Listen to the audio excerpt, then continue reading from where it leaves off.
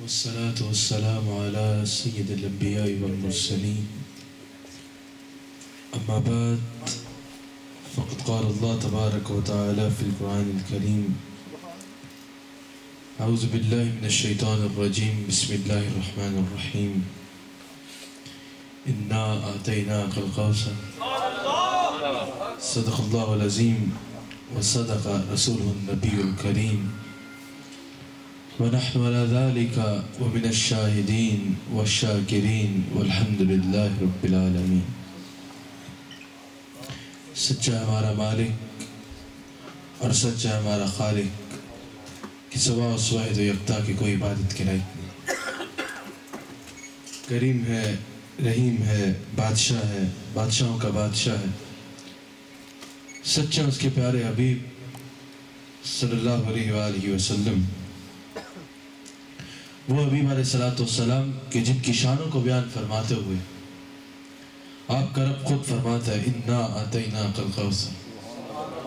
اے میرے حبیب علیہ السلام، ہم نے آپ کو کثرتیں عطا فرمائی. جب رب کریم اس دنیا کا ذکر فرماتا ہے، جب رب کریم نے اس دنیا کا ذکر فرمایا تو فرمایا یہ متاع قلیل ہے، قلت ہے. ہمارے آگے یہ متاع قلیل ہے، قلت ہے. یعنی اس دنیا کا علم متاع قلیل، اس دنیا کا مال و متاع قلیل. رب کریم اس سب کو متاع قلیل ارشاد فرماتا ہے. ایک تو یہاں سے یہ کہ اس متاع قلیل میں سے رب کریم نے اس کو متاع قلیل ارشاد فرمایا، یعنی اس کا علم بھی متاع قلیل، اس کا مال و متاع بھی متاع قلیل.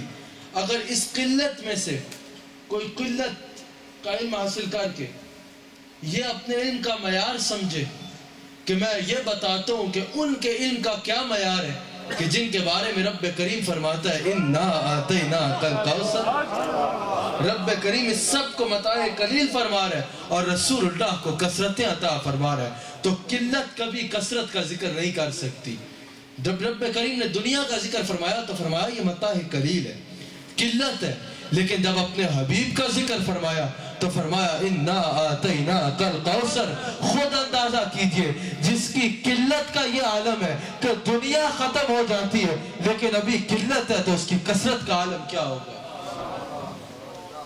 بڑے بڑے مفسرین نے فرمایا، علامہ ملا علی قاری فرماتے ہیں کہ اگر ساری خلقت بھی اکٹھی ہو جائے، ساری خلقت اکٹھی ہو جائے، یاد رکھیے گا رب کریم خالق ہے، باقی سب اس کی خلقت ہے.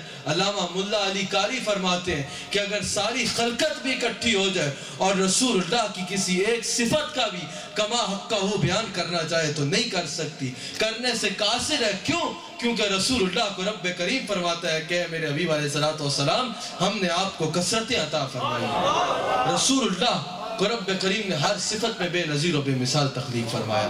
رسول اللہ کسی صفت میں بھی اپنا کوئی ثانی نہیں رکھتے. اگر آپ کے حسن کی صفت کو دیکھا جائے، اگر آپ کی حسن کی صفت کو دیکھا جائے، رسول اللہ کا حسن دیکھا جائے تو ہمیں نظر آتا ہے. حضرت جابر روایت فرماتے ہیں کہ میں رسول اللہ کی بارگاہ میں حاضر تھا، رسول اللہ کی بارگاہ میں حاضر تھا. یہاں پر رسول اللہ کا چہرہ چمک رہا تھا، آسمان پہ چودھویں کا چاند چمک رہا تھا. حضرت جابر فرماتے ہیں میں ایک نظر رسول اللہ کے چہرے کو دیکھتا تھا، دوسری طرف چودھویں کے چاند کو دیکھتا تھا. حضرت جابر فرماتے ہیں میں ایک نظر رسول اللہ کے چہرے سے پھوٹتے ہوئے نور کو دیکھتا تھا، ایک طرف چاند کی چاندنی کو دیکھتا تھا. حضرت جابر فرماتے ہیں واللہ اس کی قسم جس کے قبضہ قدرت میں میری جان ہے کہ چاند کا جمال میرے آقا کے جمال کے آگے کچھ بھی نہیں. چاند کا جمال میرے آقا کے جمال کے آگے کچھ نہیں تھا. یہ تو حضرت جابر ہے. ایک دفعہ جبریل امین رسول اللہ کی بارگاہ میں آتے ہیں، رسول اللہ کی بارگاہ میں حاضر ہوتے ہیں اور عرض کرتے ہیں یا رسول اللہ میں نے سب حسینوں کو دیکھ رکھا ہے، گویا کہ یوسف کا جمال بھی دیکھ رکھا ہے، تمام انبیاء کا جمال دیکھ رکھا ہے، سارے دنیا کے حسینوں کو دیکھ رکھا ہے، لیکن یا رسول اللہ آپ جیسا حسین جبریل نے کہیں نہیں دیکھا، آپ جیسا حسین جبریل نے کہیں نہیں دیکھا. اور یاد رکھنا جہاں سیرت کے گن گانا احادیث سے ثابت ہے وہاں رسول اللہ کی صورت کی تعریف کرنا بھی احادیث سے ثابت ہے. ہمیں نظر آتا ہے یہ جو یہاں پر میں رسول اللہ کی सूरत का जिक्र कर रहा हूँ, ये आज से नहीं हो रहा। हजरत हसन बिन साबित है, जरा मंजर ज़हन में लाइएगा, बहुत थोड़ी गुफ्तगू करूंगा, तवज्जो रखिएगा। हजरत हसन बिन साबित है, जरा वो मंजर तो ज़हन में लाइए कि रसूलुल्लाह रौनक अफरोज है, सब सहाबा की नजर रसूलुल्लाह के चेहरे के ऊपर है, सब सहाबा रसूलुल्लाह के जमाल को देख रहे हैं, कोई रसूलुल्लाह के अबरू को देख रहा है, कोई रसूलुल्लाह के रुखसार को देख रहा है, सब सहाबा रसूलुल्लाह के हुस्न में मगन है। हजरत हसन बिन साबित अर्ज करते हैं, या रसूलुल्लाह व अहसनु मिन कलम तरकत वईनुल मरहबा मरहबा। आप जैसा हसीन वाह किसी आँख ने देखा ही नहीं, वाह वाह वाह वाह वाह मरहबा।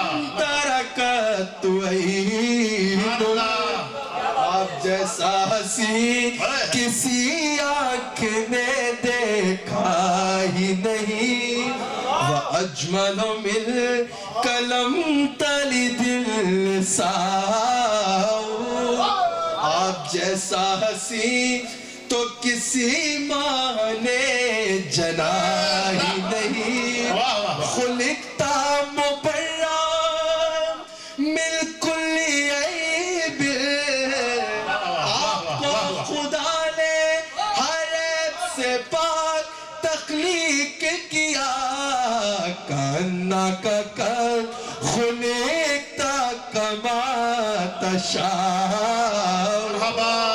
आपको खुदा ने आपकी मर्जी से बनाया है। ये हजरत ने जो फरमाया ना कि रसूलुल्लाह का जिक्र करते हैं तो चेहरा खिल जाता है। हमारे नजदीक हमारे मुर्शिद ने हमें ईमान वालों की पहचान ही ये बताई है कि जब उनके सामने रसूलुल्लाह का जिक्र करते हैं तो उनका चेहरा खिल, ऐसा हो कैसे सकता है कि किसी के दिल में ईमान हो, उसके आगे रसूलुल्लाह का नाम लिया जाए और वो उसी तरह बैठा रहे। वाह वाह वाह वाह। उसका ईमान उसको रसूलुल्लाह के जिक्र पे झूमने पे मजबूर कर देता है। क्या बात है, वाह। रसूलुल्लाह के इख्तियार को देखा जाए, इन्ना आतैना कल कौसर, रब्बे करीम ने रसूलुल्लाह को हर सिफत में कसरत अता फरमाई, हर सिफत में बेनजीर और बेमिसाल तख्लीक फरमाया, सिफत में बेनजीर और बेमिसाल तख्लीक फरमाया। अगर आपके इख्तियार की सिफत को देखा जाए तो हमें नजर आता है रसूलुल्लाह अपनी मस्जिद मुबारक में रौनक अफरोज है। रसूलुल्लाह इरशाद फरमाते हैं कि रब्बे करीम मेरी उम्मत के 4 लाख अहबाब को बगैर हिसाब के जन्नत में दाखिल फरमाएगा। पासी अफजलुल बशर बाद अज़ अंबिया बित्तहकीक, हमारे पीर तरीकत अल्हम्दुलिल्लाह, हम नक्शबंदियों के शेख तरीकत, हमारी जानों के बादशाह सैयदना सिद्दीक अकबर रसूलुल्लाह की बारगाह में हाजिर। रसूलुल्लाह ने फरमाया रब्बे करीम मेरी उम्मत के 4 लाख अहबाब को बगैर हिसाब किताब के जन्नत में दाखिल। सुभान। हजरत सिद्दीक अकबर ने अर्ज की, या रसूलुल्लाह कुछ इजाफा फरमा दीजिए, या रसूलुल्लाह इसमें इजाफा फरमा दीजिए।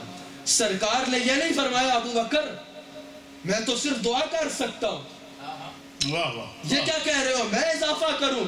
रसूलुल्लाह ने अपने हाथ मुबारक को यूं फरमाया और यूं फरमाया, लो अबू बकर मैंने इजाफा कर दिया। सब एक शेर याद आ गया, किसी शायर ने बहुत खूबसूरत कहा है कि 2 जहां जो आपसे मांगूंगा तो रखूंगा कहां, आप खाली हाथ रखते मेरे खाली हाथ, क्योंकि रसूलुल्लाह का हाथ कोई आम हाथ नहीं है। रसूलुल्लाह ने अपने हाथ मुबारक को यूं फरमाया और यूं फरमाया लो अबू बकर मैंने इजाफा कर दिया। हजरत सिद्दीक अकबर ने देखा कि आज ये दरिया रहमत इतना जोश में, जब इतनों की बिगड़ी बन रही है तो कुछ और की बिगड़ी बन जाए। हजरत सिद्दीक अकबर ने अर्ज की, या रसूलुल्लाह कुछ और इजाफा फरमा दी। सरकार ने फिर अपने हाथ मुबारक को यूं फरमाया اور یوں فرمایا لو ابو بکر میں نے اور اضافہ کر دیا. حضرت صدیق اکبر نے تیسری بار عرض کی یا رسول اللہ کچھ اور اضافہ فرما دیجئے. سرکار جب یوں فرما دیا سرکار نے, دوبارہ صدیق اکبر عرض کرنے لگے. حضرت عمر فاروق نے حضرت صدیق اکبر کو توجہ کروائی کہ حضرت آپ تو اس بارگاہ کے آداب جانتے ہیں, رسول اللہ کو بار بار تکلیف دینا بھی مناسب نہیں ہے, آپ بار بار رسول اللہ کو تکلیف دے رہے ہیں. حضرت صدیق اکبر نے فرمایا عمر میرا مقصد رسول اللہ کو تکلیف دینا نہیں ہے, میرا مقصد یہ ہے کہ آج رسول اللہ جب نوازنے پہ آئے ہوئے آپ یوں فرماتے رہیں گے کہ یہاں تک کہ ساری امت کی بگڑی بن جائے گی. حضرت عمر فاروق نے کیا فرمایا, عرض کرتے ہیں کہ حضرت صدیق اکبر آپ کیا دیکھتے ہیں کہ جب رسول اللہ نے ایک بار بھی یوں فرما دیا تو کوئی باقی رہ جاتا ہے؟ اس کائنات کی اتنی وسعت نہیں ہے کہ جب رسول اللہ نے ایک بار بھی یوں فرما دیا کوئی بات جائے. کیوں؟ کیونکہ یہ ہاتھ کوئی عام ہاتھ نہیں ہے, رسول اللہ نماز پڑھا رہے ہیں. علماء تشریف فرمائے, حدیث ہے کہ رسول اللہ اپنے ممبر مسجد مبارک میں اپنے مصلی مبارک پر جماعت کروا رہے ہیں. رسول اللہ نے اپنا ہاتھ مبارک ایک بار یوں فرمایا, پھر یوں فرما لیا, پھر یوں فرمایا, پھر یوں فرما لیا, پھر یوں کیا, پھر یوں کر لیا. جب سرکار نے سلام پھیرا, ہمارے شیخ نے, میرے مرشد کریم نے مجھے یہ حدیث اس طرح پڑھائی کہ صحابہ نے عرض کی یا رسول اللہ کیا یہ آپ نماز کا حصہ بن گئے؟ کیونکہ صحابہ جانتے تھے کہ تو اور میں شریعت کے تابع ہیں, رسول اللہ شریعت کے مالک ہے, رسول اللہ شریعت کے مالک ہے. رسول اللہ کے بولنے سے شریعت بنتی ہے, رسول اللہ کے اٹھنے سے شریعت بنتی ہے, رسول اللہ کے بیٹھنے سے. رسول اللہ سے پوچھا یا رسول اللہ آج آپ نے یہ عمل فرمایا یہ کیا تھا؟ سرکار نے فرمایا کہ جب میں نماز پڑھا رہا تھا میں نے دیکھا کہ جنت میں ایک خوبصورت انگوروں کا گچھا لگا ہوا ہے, درخت پہ خوبصورت انگوروں کا گچھا لگا ہوا ہے. میں نے سوچا تمہارے لیے لے آؤں, پھر میں نے سوچا وہیں چھوڑ دوں تمہارے لیے, وہیں جا کے اس کو کھانا, پھر میں نے سوچا لے آؤں. یعنی تھا اپنی مسجد میں, ہاتھ اٹھایا جنت تک پہنچ سکتا تھا. میں بتا رہا ہوں یہ ہاتھ کوئی عام ہاتھ نہیں ہے. اب تمہاری اور میری طاقت کیا ہے؟ سب سے پہلے ہمارا ہاتھ, میرا ہاتھ اس ڈائس تک پہنچ رہا ہے, اس سے آگے میرے ہاتھ کی قوت ختم. پھر ہے میری سماعت, اگر آپ مجھے کچھ کہیں گے میں سن لوں گا, اگر اس مسجد کے باہر سے کوئی چیخ چیخ کے بھی بولے گا تو میری سماعت اس کو نہیں سن پائے گی. کیوں؟ کیونکہ میری سماعت کی قوت ختم ہو جاتی ہے. اس کے بعد نظر ہے, نظر بھی ایک حد تک جاتی ہے, اس کے بعد نظر کی قوت بھی ختم ہو جاتی ہے. ارے جس کے ہاتھ کی قوت اتنی ہے کہ زمین سے اٹھائے اور 7 آسمان اوپر جنت میں پہنچ جاتا ہے, اس کی سماعت کی قوت کہاں کا؟ رسول اللہ نے حضرت ابو بکر صدیق, حضرت صدیق اکبر سے فرمایا کہ ابو بکر جان لو عمر جو کہہ رہا ہے صحیح کہہ رہا ہے کہ جب میں نے ایک بار اپنے دست حق کو یوں فرما دیا تو میری یہ شان نہیں کہ کسی کو خالی چھوڑ دوں. جب میرا ہاتھ ایک بار اٹھ گیا تو میری ساری امت کی بگڑی بن گئی. رسول اللہ کے اختیار کی کثرت دیکھنا چاہتے ہو تو حضور کے دشمنوں نے ایک مناظر بلایا. آخری بات, حبیب یمنی, یمن سے ایک مناظر بلایا کہ وہ رسول اللہ سے آ کر مناظرہ کرے, بات کرے. یمن سے حبیب یمنی یمن سے سفر کر کے رسول اللہ کی بارگاہ میں حاضر ہوا. عرض کی کہ میرے آپ سے 2 سوال ہیں, اگر ان دونوں سوالوں کا حل فرما دیں تو میں آپ پہ ایمان لے آؤں. 2 سوال ہیں. پہلا سوال کیا ہے کہ چاند آسمان پہ چمک رہا ہے, آپ اس کو 2 ٹکڑے فرما دیں. اتنا تو وہ بھی جانتا تھا, مسلمان نہیں تھا پر اتنا جانتا تھا کہ نبی کا حکم صرف فرش پہ نہیں عرش پہ بھی چلتا ہے, صرف زمین پر نہیں آسمان پر بھی نبی کا حکم چلتا ہے. اشارہ تنوار, ابو جہل نے بھی جب نبوت آزمانی تھی, اشارہ تن, وہ میرا موضوع نہیں ہے, وہ اس دور عربی جانتا تھا کافر, لیکن اس دور کے عربی اس کو ابو الحکم کہا کرتے تھے. عربی جانتا تھا کہ نبی کہتے ہی اس کو ہے جو غیب جانتا ہو. اگر ابو جہل نے بھی نبوت آزمانی تھی تو مٹھی میں کنکریاں رکھی, بند کی, گویا کہ غیب بنا لی اور رسول اللہ سے جا کے عرض کیا اگر نبی ہے تو بتائیں میری مٹھی میں جو غیب ہے وہ کیا ہے. تو اتنا تو ابو جہل بھی جانتا ہے کہ اگر نبی ہوئے تو غیب کا علم رکھتے ہوں گے. اسی سے سیکھ لو. خیر واہ واہ حبیب یمنی نے کیا کہا؟ کیا بات. حبیب یمنی نے عرض کی کہ اگر آپ چاند کو 2 ٹکڑے فرما دیں تو میں آپ پہ ایمان. پہلا میرا یہ سوال ہے. رسول اللہ نے فرمایا جا حبیب یمنی، دن کا وقت تھا، رات کو فلاں مقام پر خود بھی گویا کہ آ جانا، جنہوں نے بھیجا ان کو بھی لے آنا. اب کیا منظر تھا، 14ویں کا چاند آسمان پہ چمک رہا تھا. باہر رسول اللہ کے دشمنوں کا جمگٹا ہے، دیکھنا چاہ رہے ہیں کہ آج دودھ کا دودھ پانی کا پانی ہو جائے گا. چاند کون توڑ سکتا ہے؟ یہاں پر آگے آگے رسول اللہ، پیچھے پیچھے رسول اللہ کے سب سے قریبی غلام، سب سے محبوب غلام حضرت صدیق اکبر رسول اللہ کے ساتھ ہے. رسول اللہ ایک اونچے مقام پر جاتے ہیں، انگلی کا اشارہ فرماتے ہیں، چاند 2 ٹکڑے ہو جاتا ہے. ایک پہاڑی کے اس کونے پر گرتا ہے، ایک پہاڑی کے اس کونے پر گرتا ہے. آج جو اپنے آپ کو رسول اللہ جیسا کہتا ہے یا رسول اللہ کو اپنے جیسا کہتا ہے، ان سے میں سوال کرتا ہوں کہ ارے تو ایک اشارہ چھوڑ کے ساری زندگی بھی اپنی انگلی ہلاتا رہے تو ایک ٹیوب لائٹ بھی نہیں توڑ سکتا. میرے آقا نے ایک اشارہ فرمایا، چاند کو 2 ٹکڑے. دوسرا سوال سرکار نے فرمایا کہ حبیب یمنی دوسرا سوال تو کرے گا یا میں ہی بتا دوں کہ تیرا دوسرا سوال کیا ہے؟ گویا کہ میری شان ہی ہے کہ سوالی بھیک بعد میں مانگتا ہے، چوری میں پہلے. حاتم طائی کی اولاد تھی نا، حاتم طائی کی اولاد میں سے کسی نے سرکار کے حال کے کسی شہزادے سے کہا تھا کہ ارے میرا جد حاتم طائی اتنا سخی ہے، اتنا سخی ہے کہ اس کے محل کے 100 دروازے تھے. ایک سائل نے ایک دروازے سے بھیک لی، اس نے اس کو بھیک دی، دوبارہ وہ دوسرے دروازے پہ آ گیا، اس نے اس کو پھر بھیک دی، تیسرے دروازے پہ آ گیا، اس نے پھر بھیک دی. کرتے کرتے 100 کے 100 دروازوں پہ آیا. اس نے 100 کے 100 دروازوں میں سے ایک سائل کو ایک دن میں 100 مرتبہ بھیک دی. اگر کوئی اور ہوتا تو دوسرے یا تیسرے دروازے پہ ڈانٹ کے بھیج دیتا. اس نے 100 دروازوں پہ 100 مرتبہ ایک ہی سائل کو ایک دن میں بھیک دی. تو حاتم طائی جیسا سخی کوئی نہیں. رسول اللہ کی آل کے شہزادے نے کہا کہ ارے اس کو بھی کوئی سخی کہتے ہیں، 100 دروازوں سے بھیک لی. اگر اور دروازے ہوتے اور دروازوں پہ بھی آتا، کیونکہ ابھی اس کی بھوک نہیں مٹی تھی، ابھی دست طلب میں باقی تھی اور بھیک لے. لیکن میرے آقا کی شان سنو، اگر ان کے دروازے سے کوئی ایک ٹکڑا بھی لے لیتا ہے، قیامت تک اس کو دوسرے دروازے پہ جانے کی قیامت تک اس کو دوبارہ کسی اور دروازے پہ جانے کی ضرورت نہیں رہتی. میرے قریب سے گر قطرہ کسی نے بہا، دریا بہا دیے ہیں، حضرت اس پہ تھوڑا سا بہا دیے ہیں.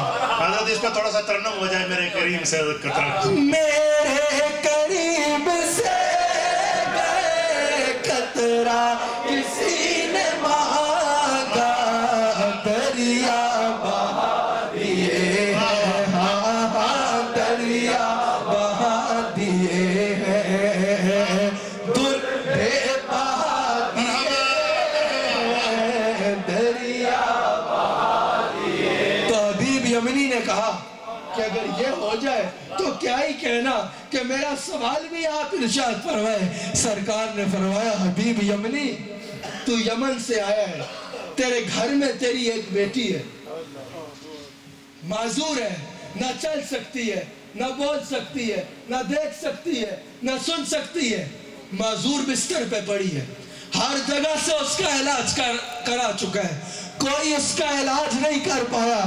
جا حبیب یمنی میں نے تیری بیٹی کو شفا، جا میں نے تیری بیٹی کو شفا عطا کر دی ہے. حبیب یمنی یمن جاتا ہے، دیکھتا ہے کہ وہ گھر کا دروازہ جو ہر وقت کھلا رہتا تھا، کوئی بند کرنے والا نہیں ہوتا تھا، وہ بند ہے. اس نے دستک دی، بیٹی نے دروازہ کھولا. اس نے کہا یہ کیا ہو گیا؟ تو چل نہیں سکتی تھی، دیکھ نہیں سکتی تھی، بول نہیں سکتی تھی، یہ کیسے ہو گیا؟ اس نے کہا کہ میں تو یہاں اسی طرح پڑی ہوئی تھی، ایک نور کی مجھے زیارت ہوئی، ایک نور کا تشریف لانا تھا، اس نور کے صدقے سے اللہ کریم نے مجھے شفا عطا فرما دی۔ اللہ کریم مجھے، آپ کو، ہم سب کو مرتے دم تک رسول اللہ کا نمک حلال اور وفادار رکھے۔ بہت سعادت کی بات ہے، الحمدللہ ہمارے شیخ کامل یہاں پر تشریف فرمائے، ہمارے مرشد کریم یہاں پر تشریف فرمائے، جن کی جوتیاں چومنے کا صدقہ ہے میرے پاس جو کچھ بھی ہے۔ اور ماشاءاللہ جید علماء اکرام تشریف فرمائے۔ میں قبلہ پیر طیب الرحمن صاحب کو مبارکباد پیش کرتا ہوں اتنی خوبصورت محفل کے سجانے پر اور اتنی خوبصورت شخصیات کو بلانے پر۔ ماشاءاللہ کئی احباب کی تو کافی عرصے بعد زیارت ہوئی ادھر۔ اللہ کریم ایسے علماء کو کا سایہ تعدیر اہل سنت پر قائم رکھے۔ اللہ کریم ہم سب کو ایسے علماء کی قدر کرنے کی توفیق عطا فرمائے۔ یقیناً علماء انبیاء کے وارث ہوتے ہیں۔ اللہ کریم ہمیں تمام علماء کی دل سے قدر کرنے کی اور عزت کرنے کی توفیق عطا فرمائے۔ اللہ کریم مرتے دم تک ہمیں سرکار کا وفا